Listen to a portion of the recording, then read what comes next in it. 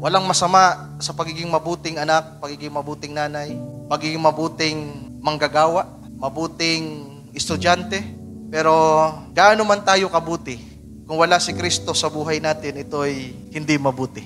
Kaya sabi ko, iba ang pagiging mabuting Kristiyano sa isang pagiging mabuting nanay. Sapagkat maraming mabuting nanay, pero hindi mabuting Kristiyano. And that's the real thing that separate us, mga kapatid, sa mga unbeliever, na bagamat tayo ay hindi kasing buti ng maraming mabuti sa labas, naging mabuti tayo dahil sa biyaya ng Diyos na tinuturuan tayong magpakumbaba sa Kanya, tinuturuan tayong tanggapin ang katotohanan sa buhay natin na maraming mali sa buhay natin. Maraming mga taong mabuti na later on in these last days will turn out na they are evil.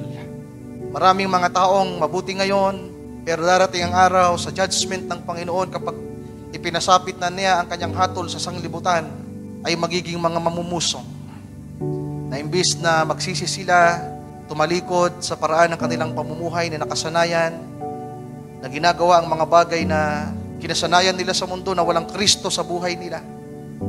Pero it will turn out in these last days na yung pagiging mabuti nila ay hindi yun ang totoong pagiging mabuti.